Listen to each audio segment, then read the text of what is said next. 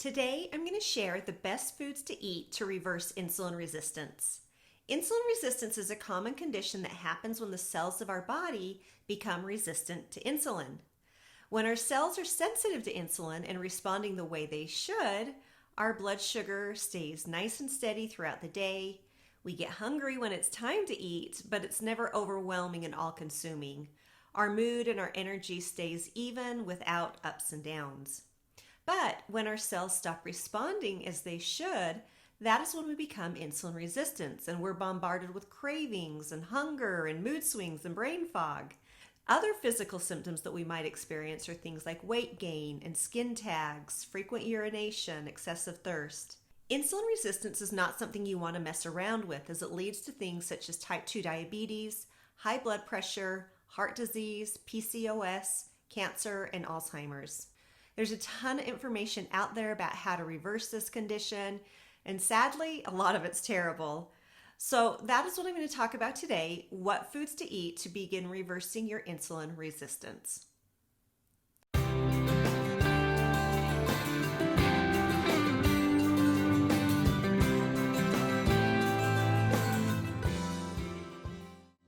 Hi there, my name is Ginger and I am a holistic nutrition coach, and I share videos on how to improve metabolic health using a high-fat, nutrient-dense, whole food way of eating.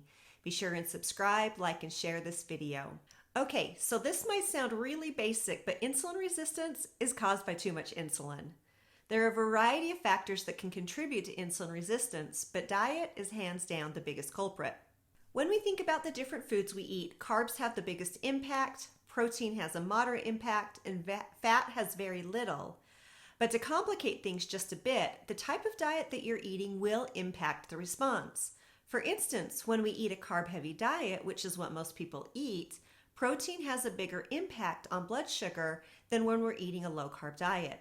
When we eat a diet such as keto or carnivore, protein tends to have very little impact on blood sugar and insulin.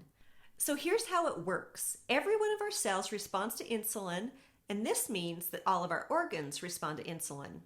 Our organs have few options to defend themselves in the presence of too much insulin, so they do the only thing that they can, and that is to alter the way they respond.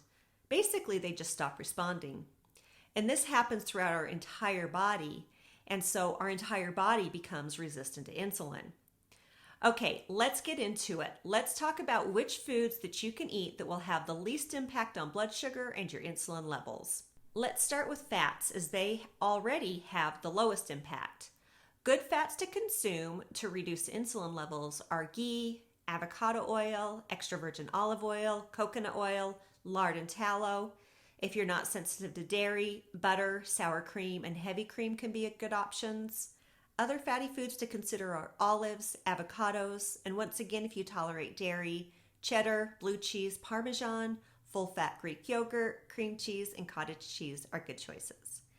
Animal proteins in general are going to be good choices. Get the best quality that you can. Grass-fed, pastured, and organic are always best. Eggs are fantastic. I would recommend eating either the whole egg or the yolk. The egg white alone has almost no nutritional value and will have a bigger impact on insulin. Beef, lamb, pork, and poultry are good choices. Wild-caught fish and seafood are great. Avoid the farmed fish if you can. Good vegetable choices are going to be all the leafy greens: avocado, broccoli, cauliflower, cabbage, eggplant, Brussels sprouts, snap peas, celery, cucumber, radishes, jicama, bok choy, asparagus, artichoke hearts, onions, olives, and leeks. And though they're not typically a vegetable, mushrooms are great as well. All herbs are okay. Fruits are going to be lemons, limes, and all the berries. Fermented foods are not only good because of their low impact on insulin, but they're great for gut health in general. Feel free to include sauerkraut, kimchi, pickles, and yogurts. Just watch out for the added sugar. Apple cider vinegar is a great choice. It's been shown to lower blood sugar and insulin response to meals if taken prior to eating. Drink 1 to 2 teaspoons in a small amount with water prior to your meal. Nuts and seeds are good options as well, though you do want to be careful with these, as it's really easy to overdo them. So be sure and count out how many you want and then put the package away.